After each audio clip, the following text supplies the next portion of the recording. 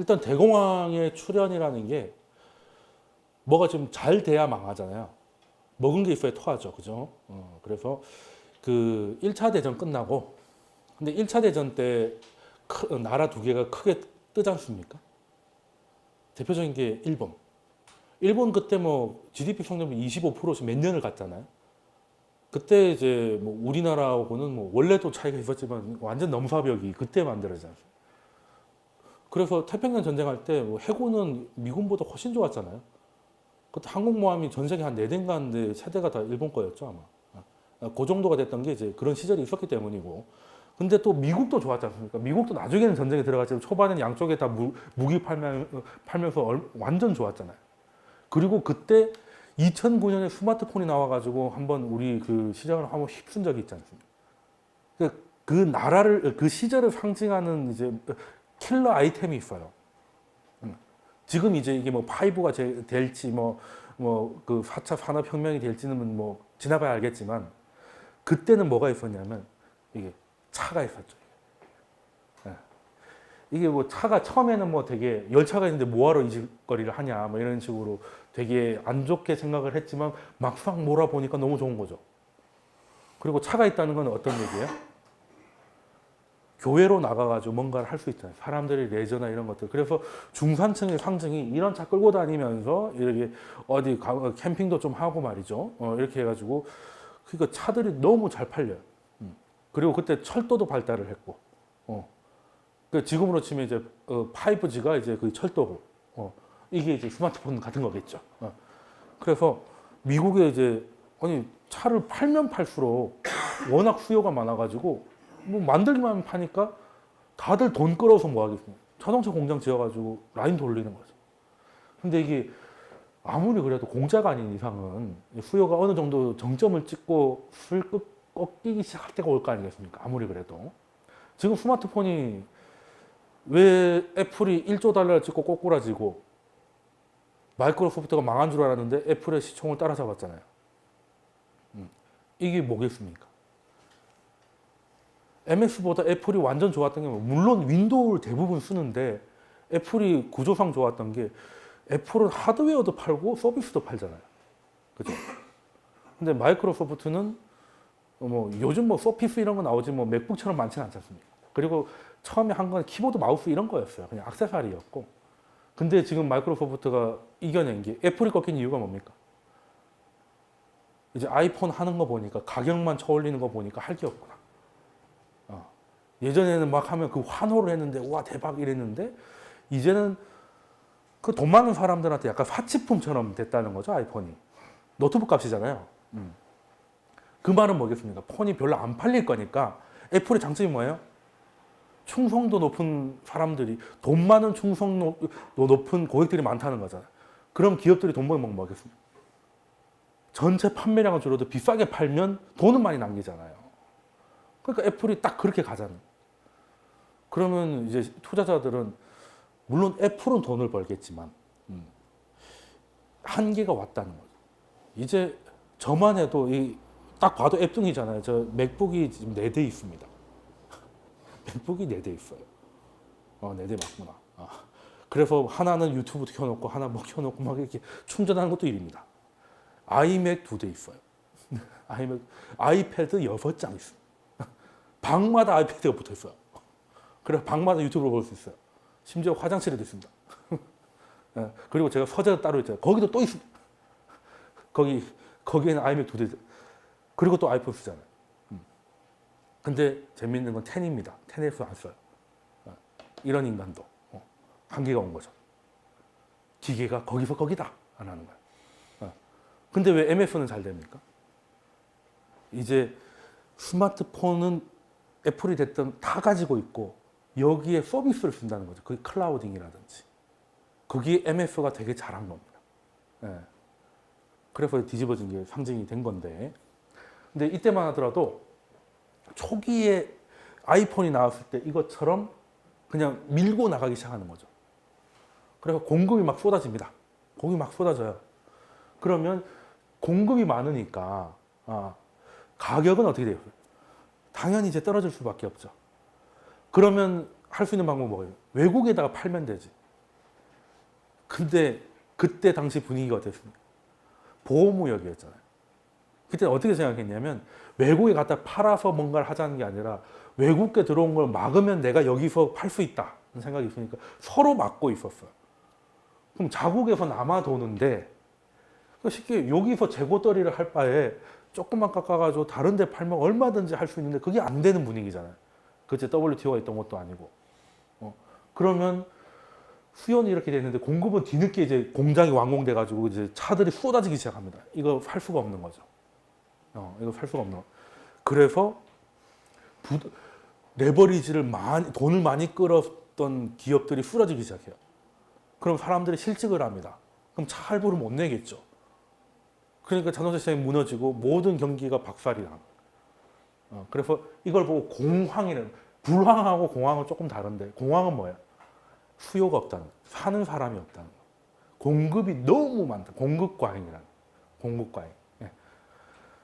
그때 근데 이런 일이 터지면 그때는 또 세상이 지금보다 경험이 별로 없어가지고요. 지금 생각하면은 뭐 충분히 예상 가능한 거였는데 그때는 서로 몰랐으니까 뭐 경제에 대해서 뭐 제대로 연구가 안 됐던 시절이고 해가지고 뭐 수요 조절이니 아니면 자유무역이 뭐 시장을 키울 수 있는 이런 거에 대해 그게 없으니까 그냥 그때 연준이 있긴 있었죠.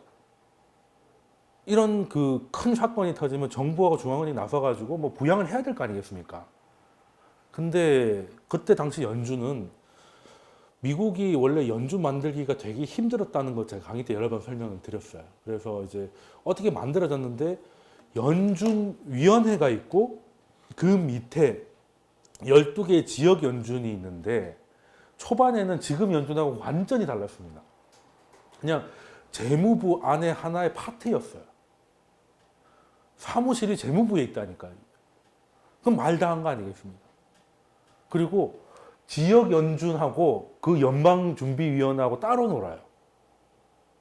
그 통제를 지금은 당연히 지역 연준이 있고 그 위에 그 보드가 있잖아요. 근데 그때는 얘네들은 그냥 산하 조직 같은 대통령 직속위원회 같은 기분이 살짝 있었고 나머지 지역 연준으로 재무부 통제를 받아요.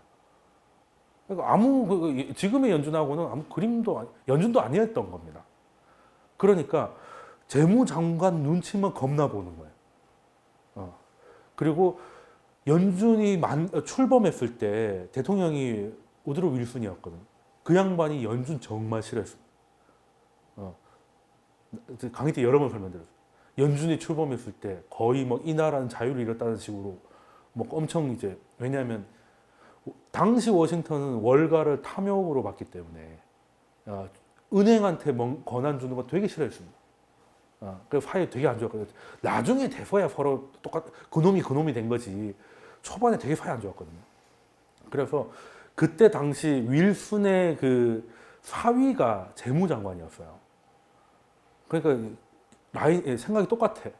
그래서 지역 연준이나 주요 인사에다가 다 자기 사람을 다 박아놨어. 그러니까 연준 의장이고 이거 아무 의미가 없는 거예요. 그냥 재무부에서 하라는 대로 다 움직이는. 이수나마나한 거예요. 그러니까 대공황이 터져가지고 루즈벨트 대통령이 됐는데 뭐 사단이 난 거예요. 뭐 실업률이고 뭐 아무것도 안 되는데 중앙은행이라는 데는 뭐 하는 데인데 아무것도 안 하냐라고 했더니 재무부에서 얘기를 안 한다는 거예요. 그러니까 깝깝한 거지. 아니 어떻게 이렇게 무책임한 조직이 됐냐 보니까 구조가 그런 거예요. 구조가 중앙은행이 아니고 그냥 우리 예전에 우리 독재 시절 때 한국은행 무슨 청와대 분점 같이 소공동 분점 같이 그렇게 돼 있으니까 그러면 루즈벨트는 좀 알았던 거예요. 부양을 해야 된다. 그러니까 처음에는 후보 대통령 때 대공황이 빵 터지잖아요. 그때는 뭐 했냐면 좋게 말해서 창조적 파괴. 그러니까 나쁜 경쟁이 없는 기업들은 다 망하고 나면 다시 새살이 돋겠지 이거였거든요. 그래서 망하게 내비뒀어요. 근데 시장 입장에서는 사단이 났는데 정부는 그래 넌 망할 놈은 망해라 이러니까 이제 기업들은 절망을 하고 진짜 다 망하는 거예요. 루즈벨트가 되니까 저렇게 해가지고는 창조적 파괴하고 창조적 멸망이 되겠다. 뭔가를 해야겠는데 미국의 뭐 참모들은 똑같은 소리를 하는 거예요. 그래서 이제 머리를 짜매고 있는데 영국에서 갑자기 귀인이 나타나가지고 뭔가 블라블라 해주죠. 그 인간이 누굽니까? 그분이 누굽니까? 이제 케인즈잖아, 케인즈. 그러니까 이것들이 뭘 몰라가지고, 그러니까 공급 과잉이니까 공장들이, 기업들이 망하면 공급이 줄 거니까 당연히 돌아올 거라고 생각을 했던 거예요. 너무 단순한 거죠. 근데 케인즈가 와가지고 그거는 그냥 헛소리고, 중요한 거는 공급이 많아도 수요가 더 많으면 된다. 수요라는 개념을 처음 얘기한 거죠. 루즈벨트도 머리가 있는 사람이 들어보니까 맞는 말 같거든요. 그리고 일단 아무것도 안 하는 것보다는, 이대로 죽는 것보다 뭐라도 해야 되잖아요. 그럼 어떻게 하면 되겠느냐? 어떻게 해야 돼? 일단은 케인즈가 그때 유명한 얘기를 하잖아요. 정부가 뭘 하면 되느냐 물어봤더니, 일단은 정부가 병을 사가지고 그 땅에다가 묻고, 병을 땅에다 묻어놔가지고 사람한테 돈을 주고 그 병을 파오라고 하는 거야. 한마디로 병신 삽질을 시키는 거지. 그게 뭐겠습니까?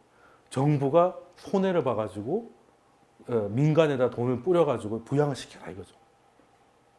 그래서 뭐 뉴딜 정책이 나오기 시작하는 게, 미국이 뭐 댐이 없어가지고 뭐 불경기가 온 게 아니잖아요. 근데 뭐라도 뭐 나라가 돈을 쓰면은 건설이 짱이니까, 그때 포크레인도 제대로 없었으니까 다 사람이잖아요.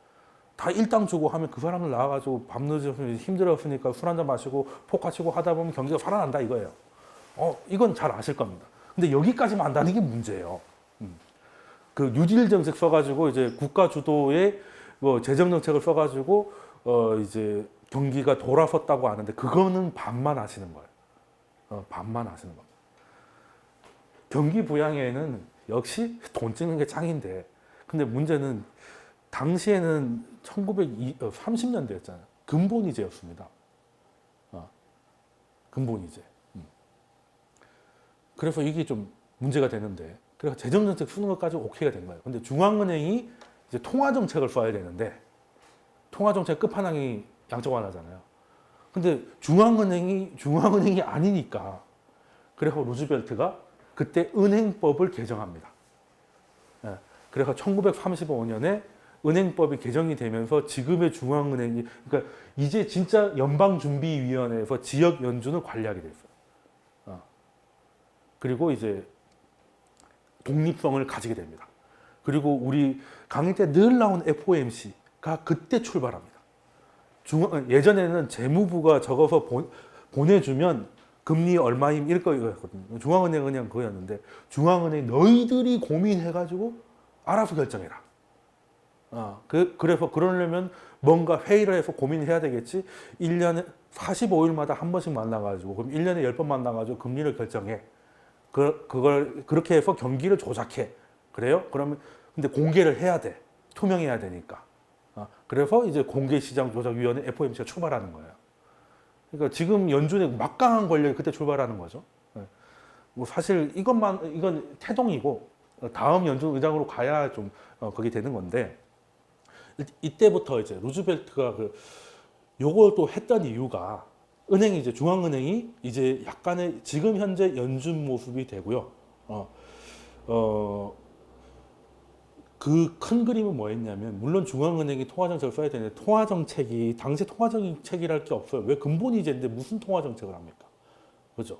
지금 생각하면 통화정책도 아닌 거죠. 근데 이제 은행을 독립시키더니 놀라운 일을 합니다. 그때는 금 1온수에 20달러였거든요.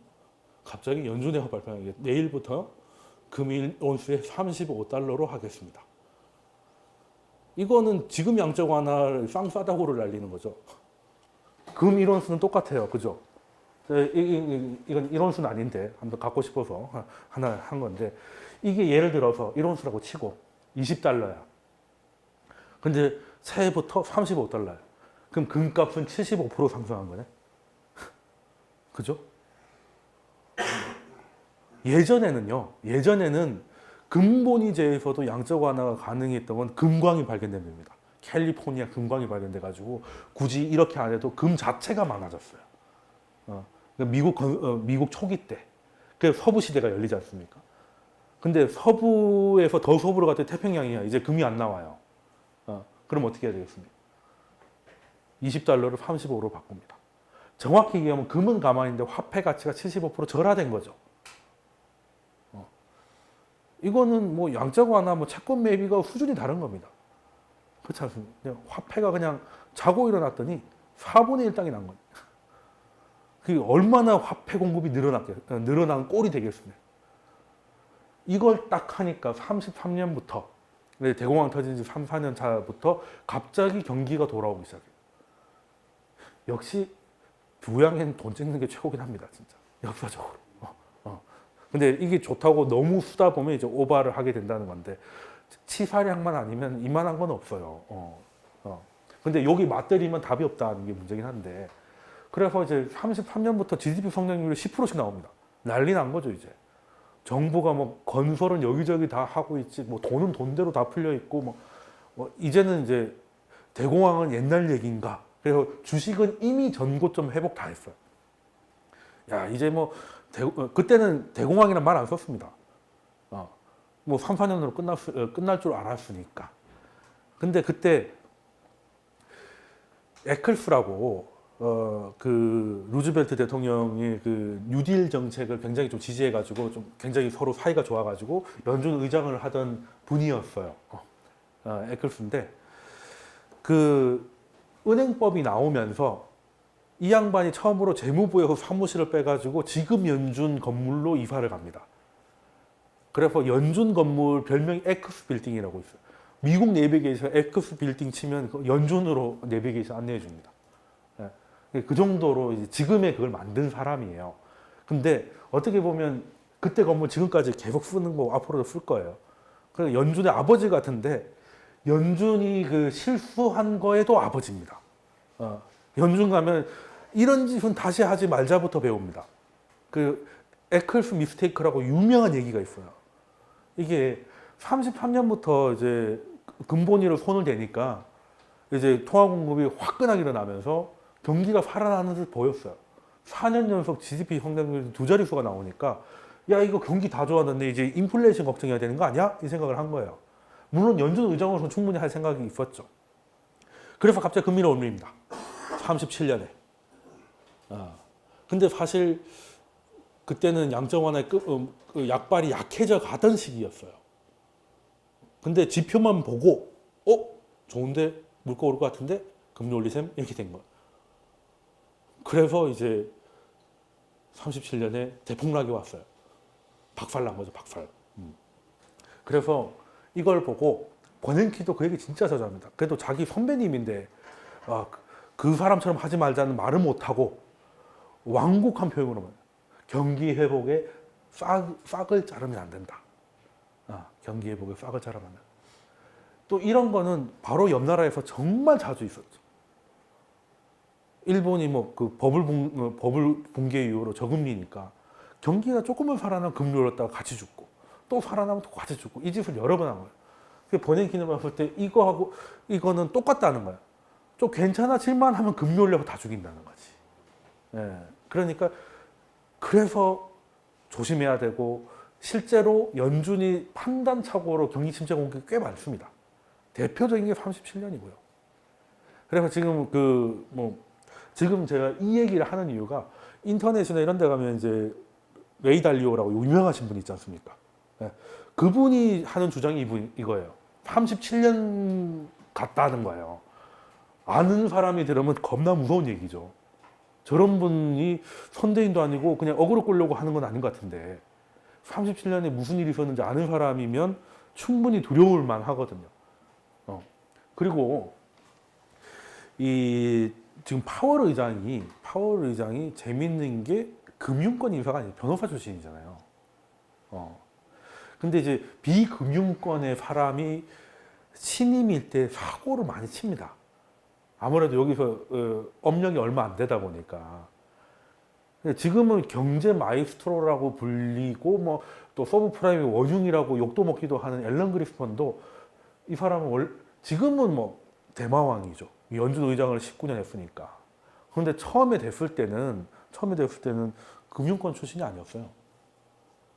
그러니까 이제 시장이 일단 의심하는 거죠. 저 뭐 전문성 없는 낙하산 아니야? 뭐 이렇게 되는 거죠. 근데 이 양반이 취임했을 때가 굉장히 분위기가 좋을 때예요. 86년 막 이럴 때, 그때 이제 냉전이 이제 끝나가던 시절이었어요.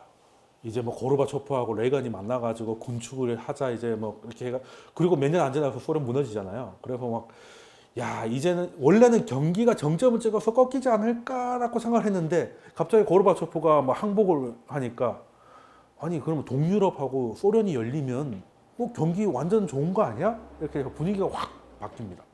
그래서 지금 다들 주식이든 부동산이든 들썩들썩할 때요. 지금하고 비교 안 될 정도로 버블이 많이 끼어 있었어요.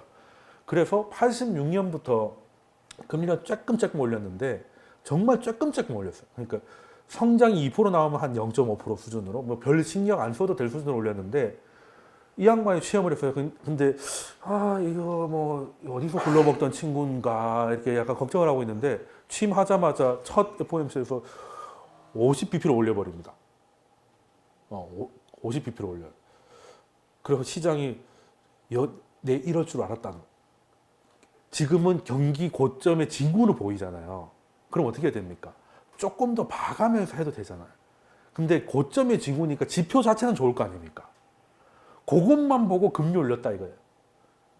역시 그냥 뭘 모르는 게 그냥 경제 지표만 딱 고지고대로 보고 금리를 올렸으니 이제 앞으로 더 쳐올릴 것이다. 우린 이제 다 죽는다. 그래서 2달 후에 어떤 일이 터집니까? 블랙먼데이 터지잖아요. 그러고 나서 바로 블랙먼데이가 2달도 안 돼서 나타납니다. 그때 다우가 하루에 22.6%가 빠지죠. 올해 빠진 거 하루에 다 빠졌다고 보시면 됩니다. 야 무슨 뭐 대선 테마주 반기문 뭐 대선 테마주가 그 불출마 선언 했을 때보다 더 빠졌다고 보시면 되는데 이런 경험이 있으니까 파월도 사실은 파월도 사실은 저 양반 저거 금융권 인사도 아닌데 지표만 데이터는 또 연준 의장이니까 많이 받을 거 아니야. 데이터 엑셀만 보고 물가가 이렇게 해가지고 올리는 거 아닐까라는 그 앨런 그리스펀의 초보 때 그리고 에클스의 그때 여하튼 안 좋은 기억들은 다 긁어 모아가지고 왠지 지금하고 약간 비슷한 느낌이 든다. 왠지 파하다 이런 얘기를 하니까 진짜 파해진 것도 사실이에요. 야 진짜 그러면 연준이 미쳐가지고 내년에 3월에 또 올리고 뭐 한 두 번 일단 2번으로 줄이긴 했지만 2번 줄이고도 더 올릴 것 같이 찔끔찔끔 계속 협박하고 뭐 이런 식으로 하면 그냥 진짜 망하는 거 아님? 이라는 건데 그래도 다행히 그리스펀도 초반에는 깜놀한 거죠. 뭐 모르고 이제 많이 오른 것 같아. 그냥 그래도 버블이 너무 많은 것 같아서 그냥 0.5p로 올리겠습니다 했더니 2달도 안 돼가지고 박살이 나잖아요. 그래서 튀어나와서 뭐라고 했습니까? 시장에 충분한 유동성을 공급하겠다. 백기통항하거든요. 그래서 시장이 바로 돌아갑니다. 확 돌아와가지고 그때부터 그리스펀은 나중에 될 때까지는 이제 거의 뭐 그리스펀 푸드시라고 들어보셨죠? 괜찮아 주가 떨어지면 저 양반이 또 백기 들고 뛰어나올 거야. 걱정하지 마 이거였거든요. 근데 연준의 입장에서는 그게 굉장히 자존심 상한 일이죠. 통제력을 잃는 거잖아.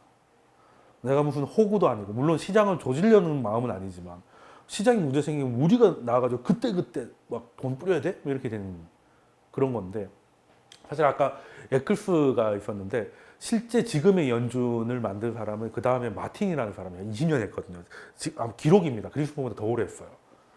그 양반이 왜 트루먼 대통령이 이제 임명한 사람인데 트루먼이 친해가지고 원래 대통령은 전부 다 이제 중앙은행이 자기 좀 도와주길 다 바라죠. 그래서 되게 친해가지고 박아놨는데 가자마자 막 금리 겁나 올립니다. 트루먼이 뭐 그때 트위터가 없어가지고 그냥 집무실에서 쌍욕을 막 그렇게 했다고. 어느 정도냐면 이제 은퇴하고 나가지고 미국에는 파티 하잖아요. 파티. 그 와인잔 들고 다니면 인사하고 하잖아요. 그래서 이제 파티를 갔는데 마주친 거예요.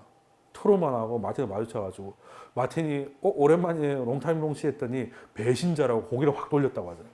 트루먼이 그 정도로 그 했다고 합니다. 뭐 지금 사실 뭐 트럼프가 연준 뭐 이렇게 하지만 늘 있어 왔어요, 사실은. 늘 있어 왔고 심지어 그것 때문에 1년 만에 때려친 사람도 있습니다. 연준 의장 하다가. 근데 이제 그 마틴이라는 사람이 잘해가지고 60년대 미국이 막 엄청 잘 나갔죠. 예, 엄청 잘 나가고 뭐 한 건 있는데 그래서 또 아무리 임명권자가 대통령이라 하더라도 내 조직에 들어가서 내가 장이 되면 이 조직에 또 그게 생기잖아요. 그러면 이제 딱 들어가면 있을 거 아니면 누구 쫙 있으면 좀 생각이 날 건데 그래서 지금 중요한 거는 제가 강의 때 말씀드린 게 기준금리를 올리는 상단은 10년물 금리 수준이라고 말씀드렸어요. 근데 10년물 금리가 많이 내려왔습니다. 2.686까지 내려왔죠. 많이 내려왔죠. 뭐 한때는 3.26까지 갔잖아요. 예, 이게 참 초반엔 2018년 2월 그리고 10월 때는 이게 많이 높아서 지랄이라고 하더니 이제 이게 빠지니까 경기 침체가 오는 거 아니냐 이런 얘기가 나오는데 문제는 이게 다 속도 때문이긴 하죠. 너무 빨리 좀 빠지고 있습니다. 자, 그럼 미국의 지금 금리 상단이 얼마입니까? 기준금리 2.5잖아요. 한 번만 올리면 다입니다. 그죠? 2.68이니까. 2.68이면 한 번 올리면 2.75니까 역전이네?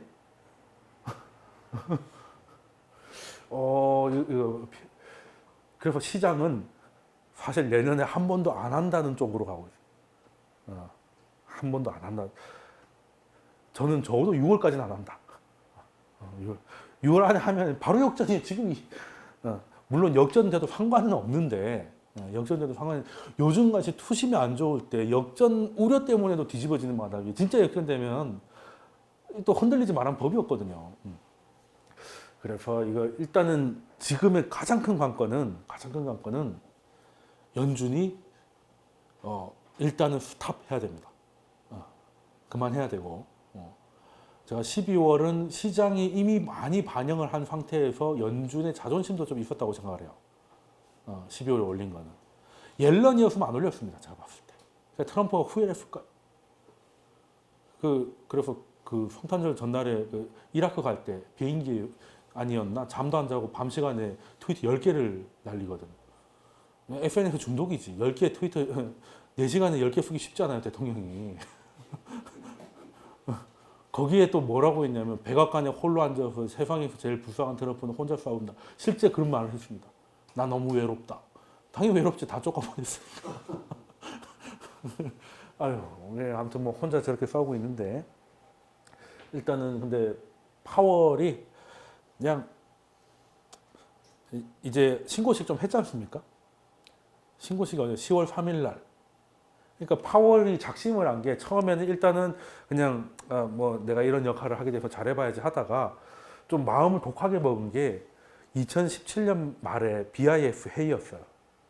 그때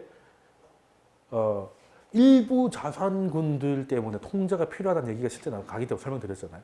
미국은 나스닥 중심, 한국, 호주도 나왔습니다. 한국, 호주는 뭐예요? 도심지 부동산. 네. 호주도 뭐 지금 장난 아니거든요. 그래서 이제 적당히 할 필요가 있다. 왜 우리 금융위기 때 그거 서브프라임 놔뒀다가 시급한 거 기억나시죠? 뭐 이러면서 좀 이제 여력이 있는 것부터 이제 자산 가격 통제를 해야 된다는 게 BIF 때 공동 성명서였는데 여력이 있는 데가 어디겠습니까? 미국이잖아요. 지금 와서 보면 그게 예언서였어. BIF 그 선언문이. 여력이 있는 데부터 자본 가격 통제가 필요하다고 나왔는데 그 말은 미국이 이제 금리 그냥 킥고잉 한다는 얘기였거든요. 지금 와서 보니까. 그래서 근데 지금은 어떻게 있습니까? 부동산도 오르긴 했지만 성장성은 약간 둔화가 상당히 됐고 일부 지역은 좀 빠지는 모습도 보이고 있고요. 그리고 뭐 주식은 이제 뭐 다 고점 대비 20%씩 빠졌는데 뭐 이제 관리할 자산이 없어. 심지어 비트코인도 박살났어요. 이제 버블이 어디냐는 거예요. 버블이 어디 있어? 그렇잖아요.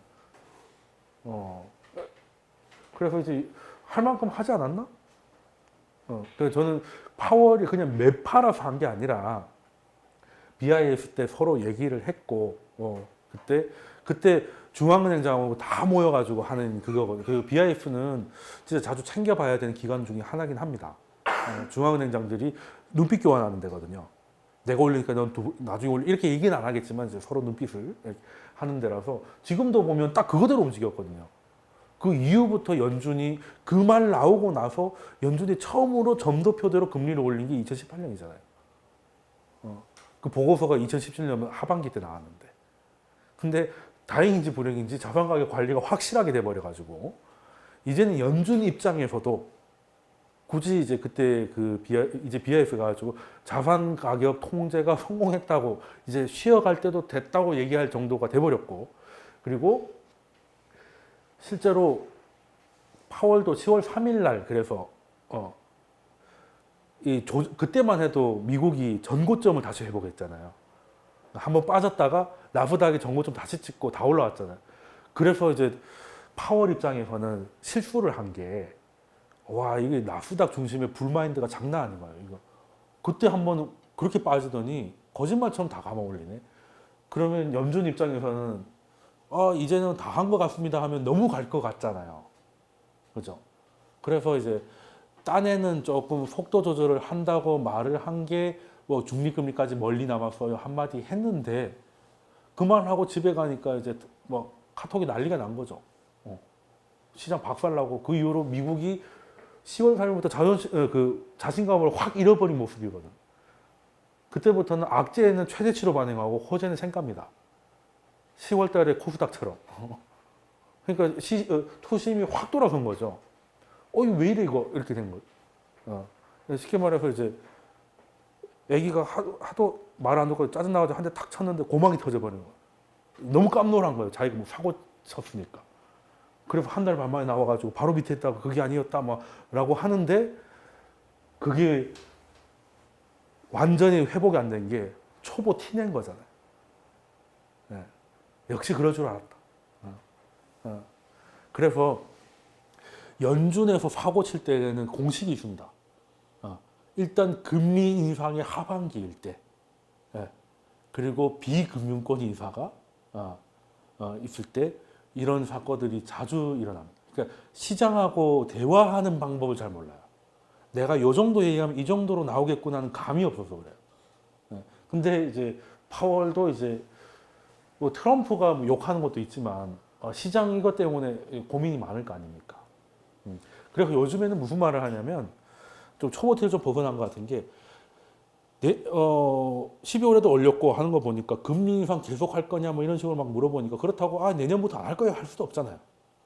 그래서 금리 인상이라는 것은 그 효과가 사후적으로 나타날 수 있기 때문에 그걸 봐가면서 해야 된다 이런 식으로 말을 하고 있어요. 이제 연준 의장이 되어가고 있습니다. 그게 뭐겠어요?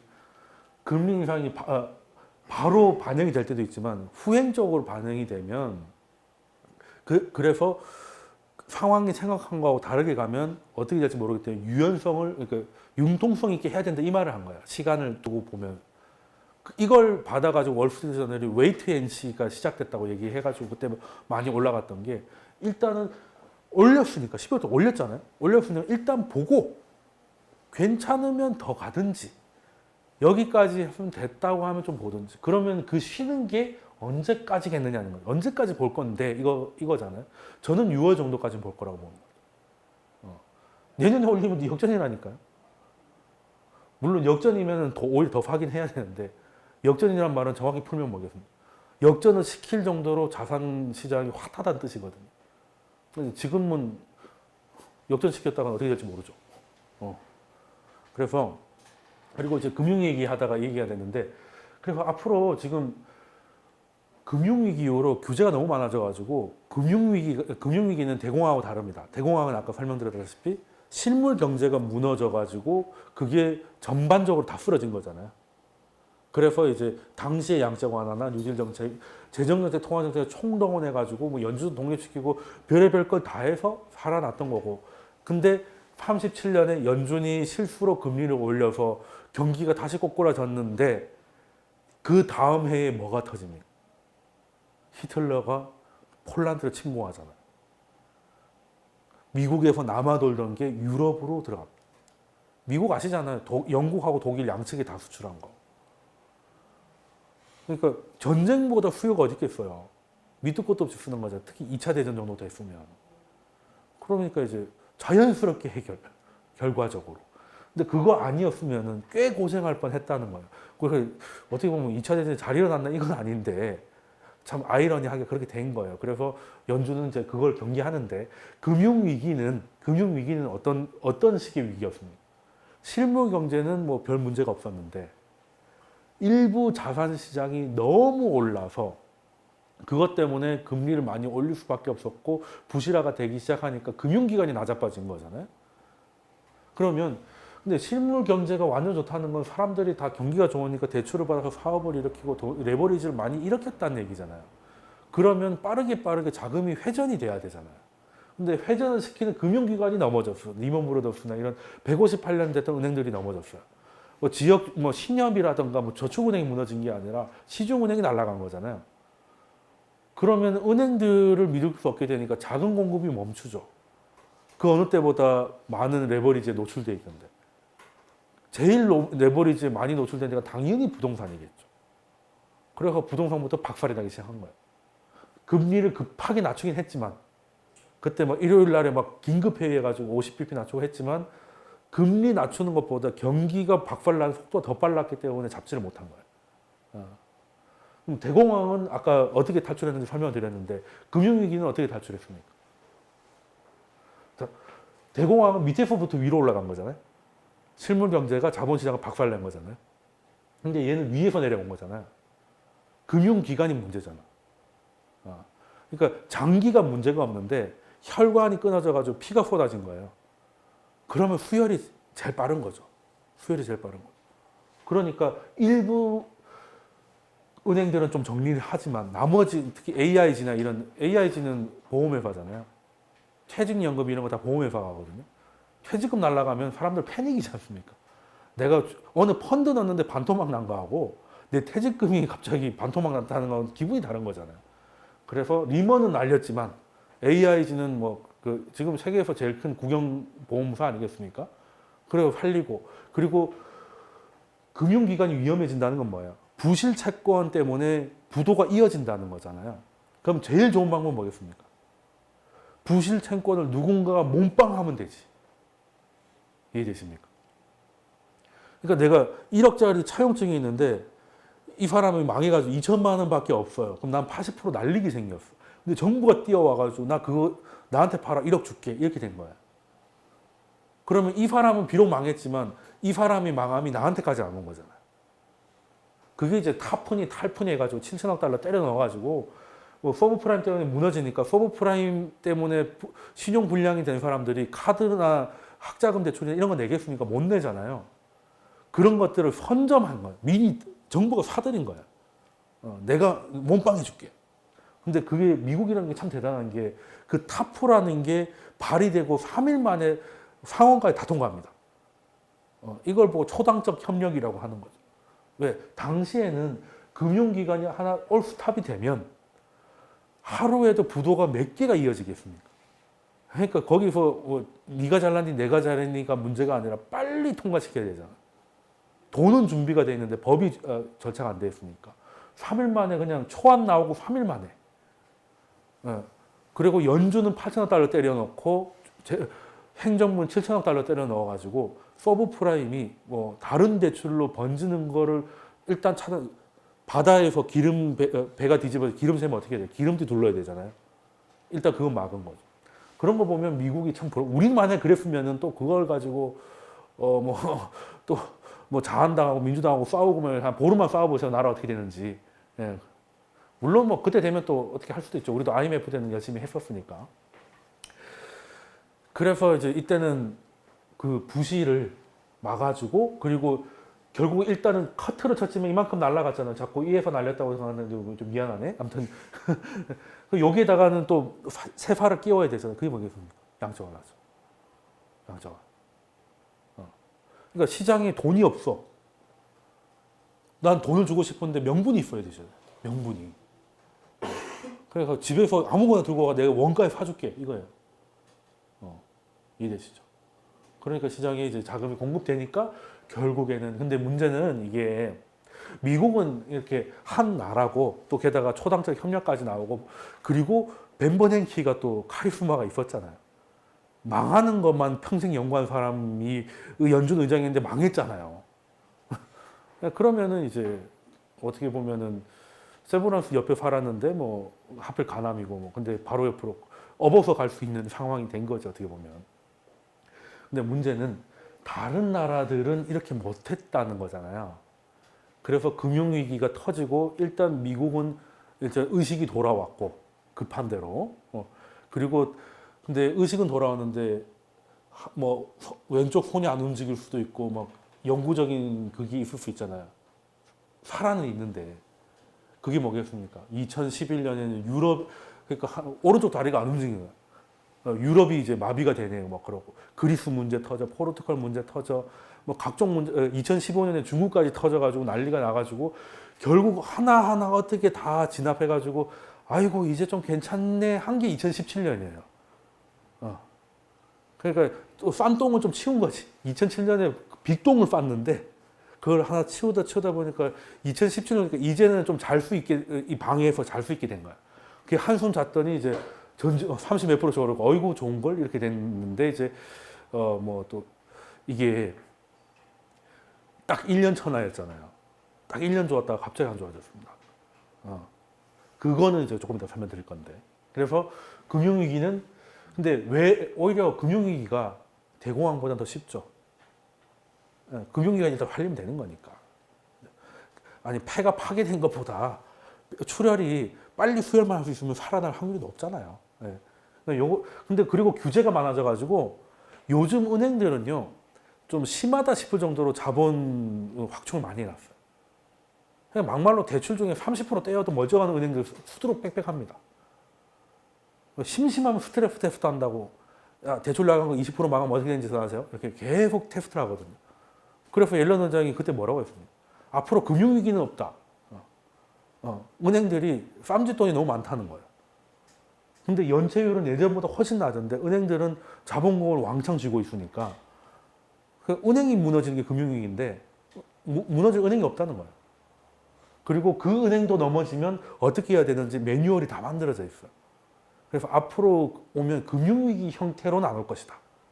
위기가 온다 하더라도 오면 뭐 중국이겠죠.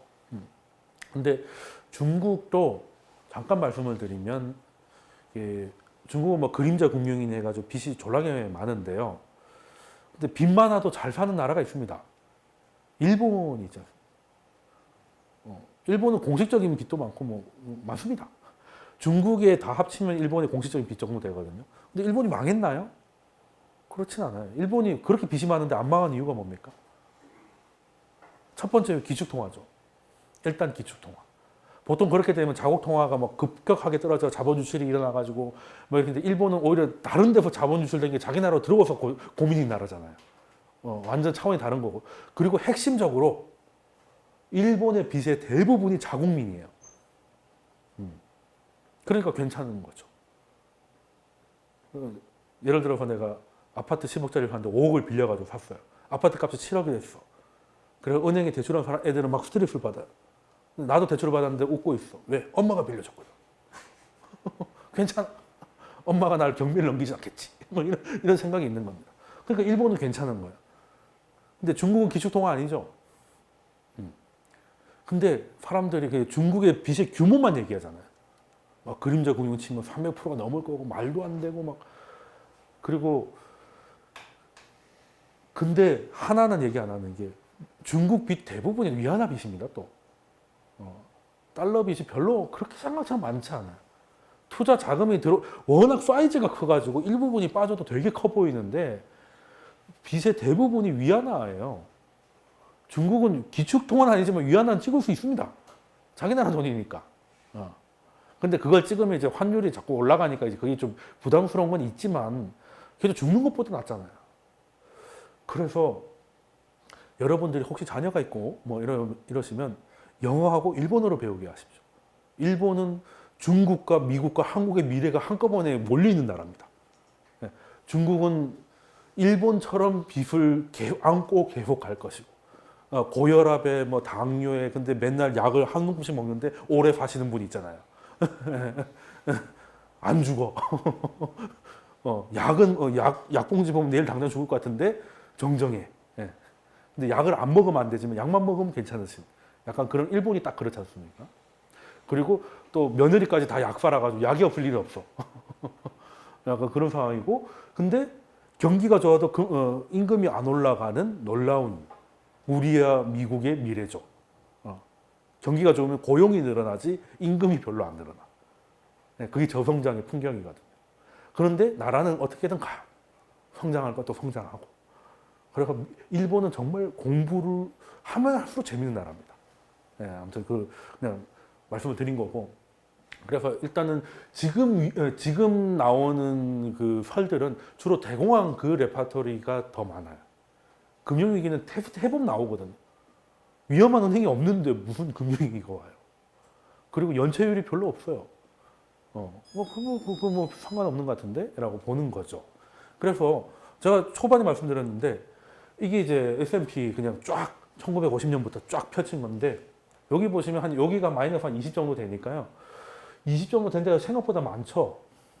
생각보다 많은데 여기 이제 이게 그림자 진 곳이 경기 침체입니다. 그러면 이제 경기 침체를 동반한 하락이 이게 하락장이죠. 경기 침체를 동반했으니까. 근데 얘는 22.2%가 빠졌지만 조정장이었죠. 경기 침체 안 왔잖아요. 그래서 바로 돌아왔잖아요.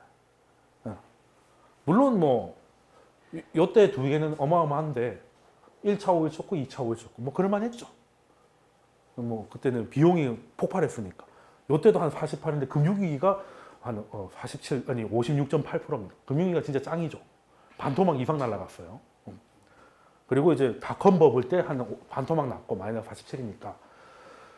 그 전에도 95년에도 20% 빠졌는데 그냥 면도 칼로 오린 것 같지 않습니까? V자 반등이 V자 반등. 침체 없으니까. 그런데 다음에 침체 오니까 좀 심각하게 빠지긴 했죠. 뭐 9.11 터지고 닷컴 버블 깨지고 막 이러니까. 이건 뭐 설명 안 들어도 알 거고. 지금이 이겁니다. S&P 기준으로 19.8% 정도 됩니다. 그러면 요렇게 되고 말 것인가? 아니면 이렇게 될 것인가? 뭐 이런 케이스로 갈 것인가? 이걸 봐야 되는데 그래서 역사에서 보면은 딱 세 가지 패턴이 보입니다. 이거 한 20%씩 빠진다고 해서 꼭 경기 침체 오는 게 아니더라. 올 때도 있고 안 올 때도 있더라. 거죠. 그러니까 꼭 그리고 여기는 표시는 안 돼 있지만 역전도 자주 일어났거든요. 수익 역전도. 역전할 뻔도 되게 많습니다. 그게 꼭 경기 침체로 이어지지는 않더라는 거고 두 번째가 경기 침체로 가지 않으면 웬만하면 블랙 먼데이를 제외하고는 마이너스 30을 넘지 않다라는 거죠. 그러면 지금은 거진 다 왔다고 봐도 되겠죠. 최대치가 마이너스 30이라서 그렇지 실제로도 마이너스 20에서 대부분 멈추는 거 보이시잖아요. 대충 이 레벨에서. 그래서 연준이 20% 되면 튀어나온다는 말이 보통 20%에서는 실제로 나와가지고 많이 막아줬기 때문이기도 해요. 그게 그냥 하는 말은 아닙니다. 대부분 일단 신기하지 않습니까? 마이너스 22에서 마이너스 19 사이를 왔다 갔다 해요. 경기 침체가 안 오면. 오면 10% 정도 더 빠지고. 그리고 중요한 거는 경기 침체가 안 오면 바로 반등이 올라오는데 경기 침체가 오면 좀 오래 걸리죠. 다르잖아요. 이런 것들이 다르잖아요. 그래서 그리고 만약에 저점에서 잡으면 이게 지금쯤 들어갔을 때 1년 후에 수익률을 계산해 보니까 평균 36% 나오더라. 뭐죠? 다들 빠지는 뭐 요때는 블랙 먼데이는 하루에 20일 빠르니까 이렇게 된 거고 보통 보면 그 떨어지는 각도나 올라가는 각도나 얼추 비슷하잖아요. 그러니까 역시 이제 남들이 곡소리 할 때 들어가야 되는 건 맞나 봐요. 그래서 부자들이 좋은 게 이 돈 진짜 없다고 생각하고 그냥 안 되면 상속한다는 생각으로 묻어두고 몇 년 지나면 특히 이렇게 한 20% 정도 빠졌을 때는 뭐 70%의 확률로 1년 투자해서 36% 먹더라 라는 게 이제 우리나라가 아니고 S&P 기준이에요. 근데 우리나라도 크게 다르진 않습니다. 근데 S&P가 더 딱딱 떨어지긴 하죠. 우리나라는 조금 메인은 아니라서 이때만 하더라도 뭐 2014년 뭐 불과 뭐 이제 한 4, 5년 전인데 이때 리포트나 기사 한번 보십시오. 2016, 2017년은 뭐 다 맨날 망한다 그래. 맨날 망한다 그래. 망한다는 게 저도 해보니까 유튜브에 올릴 때 망한다고 적으면 조회수가 잘 나와요. 왜 사람들이 이걸 본다는 건 투자를 한다는 것 같은데 왜 이렇게 망하는 걸 좋아할까? 뭐 이런 생각이 좀 듭니다. 근데 이제 저는 이제 유튜브를 올리긴 하지만 유튜브에서 광고 수익이 목표가 아니잖아요. 유튜브의 광고 수익 목표면 뭐 맨날 뭐 문죄인 막 이러면서 막 망한다고 맨날 하면 클릭을 많이 받을 거 아닙니까? 근데 저는 이제 유튜브라는 플랫폼을 사용할 뿐이지 저는 실질적으로 투자해서 돈을 버는 게 목표지. 뭐 아무튼 좀 그렇습니다. 근데 유튜브도 조금 신경을 좀 써줘야 되지 않나. 댓글 답을 달아줘야 되나 말아야 되나 고민하고 있습니다. 달려고 하면 이상한 것들만 달려가지고 좀 그렇습니다. 그래서 그래서 제가 말씀드린 게 언론을 보고 공부하면 이렇다는 거예요. 그냥 사람들이 이쪽으로 간다 싶으면 다 이쪽이라고 또 얘기하고 또 이쪽으로 가면 또 다 있다고 얘기하고 그러니까 사람들이 막 오바이트 올리는 거예요. 또 고점 찍기 전에는 뭐 이게 대세라고 또 비트코인 한번 보십시오. 그때 2천만 원 넘어갈 때 TV만 켜면 비트코인이에요. 그러니까 비트코인을 몰랐던 애들도 그것 때문에 알게 되는 거예요. 지금 또 이렇게 돼버렸고. 그래서 언론을 안 볼 수는 없지만 언론은 그냥 사실관계 확인으로만 쓰시는 게 좋겠다. 이게 보이고요. 그래서 지금은 제가 진짜 좋아하는 말 중에 투자의 기회는 뭐 그게 탈출이 됐던 진입이 됐던 거예요. 투자의 기회는 데이터는 그대로인데 사람들의 생각이 바뀔 때, 혹은 데이터가 바뀌었는데 사람들은 그대로 생각하고 있을 때, 그때가 기회지. 실제로 좋고 남들도 다 좋다고 생각하면 주가도 이미 비싸기 때문에 먹을 게 없어요. 그죠? 그리고 앞으로도 실제로 나쁠 거라고 생각하면 더 떨어질 거니까 굳이 그 떨어진 주식을 사는 거하고 떨어지는 주식을 사는 거하고 다르잖아요. 근데 진짜 기회는 지금 보면 약간 대중 심리는 그냥 망함인데 이런저런 데이터들은 제가 지금 뭐 유가라든가 뭐 이런 것들은 데이터가 약간씩 변하고 있다는 건 느끼시잖아요. 아니면 대중들이 보고 있는 데이터가 뭐 굳이 거짓말은 아니라도 너무 한쪽만 본다는 거. 언론이 거짓말을 하는 건 아니지만 하나만 얘기하고 있진 않은가. 그런 것도 의심을 해봐야 되는데 물론 뭐 제가 틀릴 수도 있는데 저희가 그래도 이때까지 딱 하나가 남들이 다 갈 때 같이 가서 딱히 좋았던 경험은 별로 없는 것 같다. 그거는 확실한 것 같아요. 그래서 이제 우리나라도 그렇고 외국도 그렇고 이제 새가 밝았으니까 올해 전망을 내놨는데 미국에서 좀 유명한 애들이 있잖아요. 그 중에서 딱 한 회사만 올해 주식이 좋을 거라고 얘기했습니다. 이런 시장에서 좋다고 얘기하기가 쉽지 않았을 텐데 그 회사가 다행히 JP모건입니다. 그러니까 사실 제가 JP모건을 어느 정도 그래도 신뢰를 많이 하는 편인데 뭐 골드만삭스가 이런 얘기하면 인버스 삽시다 이 얘기 인버스를 사야 할 때다 이렇게 달았을지도 모르겠는데 저는 딱 이렇게 되면 JP모건 빼고 모든 은행이 전망이 좋다고 하는 것보다 JP모건만 좋다고 하는 게 더 좋았어요. 근데 얘기를 들어봐야 되죠. 왜 좋으냐? 리포트를 보니까 그냥 투자 심리라는 것도 나옵니다. 사람들이 다 망한다고 생각하니까 안 망할 거다.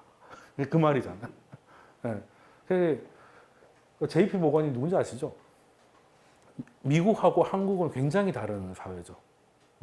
미국은 한 사람의 영웅이 모든 시스템을 만듭니다. 중앙은행도 JP모건이라는 사람이 만들었죠, 사실은.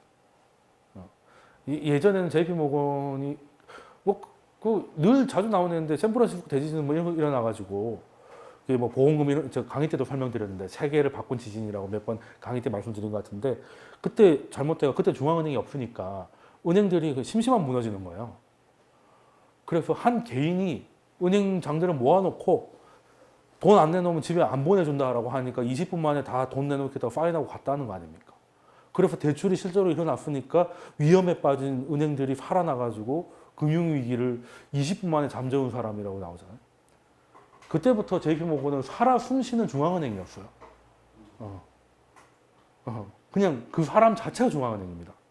그래서 JP모건에서 삼성전자 적정 주가 400만 원 하면 그냥 400만 원이 돼요. 이유는 JP 모건이 적정이라고 했음이라고 돼 있어요. 그 정도였습니다. 뭐 골드만삭스나 뭐 이런 데하고는 조금 다르죠. 근데 우리나라는 또 그리고 또 외국에는 한 명의 영웅이나 뭐 링컨이나 이런 사람들이 뭔가 세상을 한 번씩 바꾸잖아요. 근데 우리는 한 명이 바꾸는 게 아니라 때로 바꿉니다. 농경사회잖아요. 87년도 누가 바꿨다고 하기 어렵잖아요. 박근혜 누가 끌어내렸습니까? 손석희라고 하기 좀 그렇잖아요. 더 큰 역할을 한 거지. 그 1,000만 명에 가까운 국민들이, 총 1,700만 명의 국민들이었고, 우리는 집체극으로 일어나죠. 3.1 운동, 이제 3.1 혁명이라고 바꾸자고 하던데, 3.1 운동도 유관순이라는 것, 한 명은, 그게 일제가 이제 한 명의 역할로 줄이려고, 유관순이 대단하지 않다는 게 아니라, 그 민족적인 운동을 한 명의 그냥 의사로 줄이기 위해서 의도적으로 그랬다는 말도 있거든요, 사실은. 근데 우리한테는 이제 하나의 상징적 아이콘이 되는 건데, 어쨌든 3.1 운동도 모든 국민이 전국에서 일어난 거거든요. 약간 그렇습니다. 그래서 굉장히 좀 달라요. 굉장히 좀 다릅니다. 근데 이런 얘기를 하는 게 미국은 금융도 그랬다는 거예요. JP 모건이라는 사람이 사실 중앙은행이 어떻게 해야 되는지를 보여준 거고 필요성을 보여준 겁니다. 실제 그 사건 이후로 당시 시어더 루즈벨트하고는 대립이 장난 아니었거든. 왜냐하면 미국은 한 집단이 권력을 독점하는 걸 극도로 경계한다고 말씀드렸잖아요. 지금은 가면 갈수록 그렇게 되고 있지만, 그래서 원래는 하원이 먼저 있었잖아요. 걔네들은 미국이 중심이 아니고 자기 동네가 중심이에요. 우리는 약간 국가 이거잖아요. 근데 거기는 그래서 상원이 생긴 이유가 하원들이 전부 다 지역 이기주의를만 한다 이거죠. 나란 일을 해야 될 때 그래서 캘리포니아는 뭐가 좋고 뉴저지는 뭐가 좋고 자기들끼리만 싸우니까 큰 일은 상원이 좀 합시다. 외교나 뭐 이런 것들은. 하원은 그래서 이제 돈 관련이잖아요. 결국 지역군 돈이잖아요. 그래서 하원이 법에 그렇게 된 게 아니고 그냥 하원의 특성상 돈을 만지게 됐고 외국하고 이렇게 뭔가 전쟁을 하든 외교적인 거는 상원이 하는데 근데 상원은 2년씩 하는 하원처럼 해가지고는 장기 플랜을 못 세우니까 6년씩 길게 해주고 하원이 2년마다 갈아치웁시다. 이렇게 된 거고 대신에 국민이 어떤 당을 선택하면 거기다 일단 다 맡기자. 2년 동안은. 이번에 민주당 선택했으니까 하원의 모든 권한을 민주당한테 주자. 그러다 마음에 안 들면 다시 공화당으로 바꾸면 공화당이 또 다 가져가니까. 거긴 2년 텀이니까요, 하원은. 그러니까 이제 미국의 시스템은 좀, 그래서 미국의 총기가 있는 거야. 우리 마을도 우리 가족, 나 자신을 지키기 위해서는 우리는 경찰이 나서야 된다, 이런 얘기 하잖아요. 이런 건 경찰이 좀 해줘야 되는 거 아닙니까? 이런 얘기 하잖아요. 여기 건설 현장이 있어가지고 애들이 가출 청소년 애들이 담배를 피고 있다, 본드를 하고 있다. 그러면 우리는 어떻게 반응합니까? 경찰 보내가지고 순찰해라고 하잖아요. 미국은 나는 내가 지킨다고 철컥 하는 거예요. 그게 출발이 다른 겁니다. 그걸 좀 이해를 해야 미국이라는 나라를 좀 이해할 수 있어요. 아무튼 그래서 미국에 실제로 오래 하신 분들을 보면 연방 별로 안 좋아하는 사람 되게 많습니다. 연방으로 우리는 이제 국가 이러면 또 나라를 위해서 이런 거 되게 좋아하잖아요. 미국에서는 그런 거 별로. 일단 다른 나라 별로 신경 쓸 일이 없는 나라기도 해서 그렇기도 하겠지만 약간 그런 게 좀 있는데 금융도 마찬가지였다는 겁니다. 그래서 금융도 처음에는 지금이야 금권의 시대가 됐고 그 다 옛날 얘기긴 한데요. 그래서 연준 하나 출범하는데도 얼마나 많은 일이 있었고 출범한 연준이 지금 같은 역할을 하는 데 있어서는 또 많은 세월이 필요했습니다. 대통령의 결단도 필요했었고 루즈벨트가 참 대단하긴 대단한 사람이에요. 진단을 했다는 거잖아요. 중앙은행이 독립성이 보장이 안 되니까 이런 일이 생긴다는 걸 알고 독립시켜줬잖아요. 그런 거 보면 참 유일하게 4번 했는데 4번 하다가 이제 돌아가시긴 했지만 아무튼 대통령에서는 대단한 사람이고 금융권에서는 사실 미국 구글 US에서 JP모건 검색하면 욕이 많습니다. 왜냐하면 이제 탐욕한 뱅카들 이런 게 많긴 하죠. 근데 사실 중앙은행이 없었으면 중앙은행이 없었으면 지금 우리가 마이너스 통장 쓰시면 한 3% 이렇게 많이 받으시잖아요. 중앙은행이 최종 대부작 안 해주면 그 정도 저금리로 우리가 신용대출 받을 수 있을까요? 뭐 나는 대출 없는데 그러시는 분들도 이 대출이 없으면 이 자본주의가 돌아가겠습니까? 저는 뭐 그래서 인정할 건 좀 인정해 줄 필요가 있다. 뭐 그런 생각 좀 해보고 또 이렇게 하면 또 되게 미국 좋아하고 뭐 되게 이제 대마불사의 인간이다. 뭐 이런 이렇게 메시지도 날라오긴 하는데요. 뭐 그럴 수도 있겠죠. 그럴 수도 있겠습니다. 저는 뭐 옳고 그르기보다는 그냥 투자자의 마음으로서 말씀을 드린 거니까.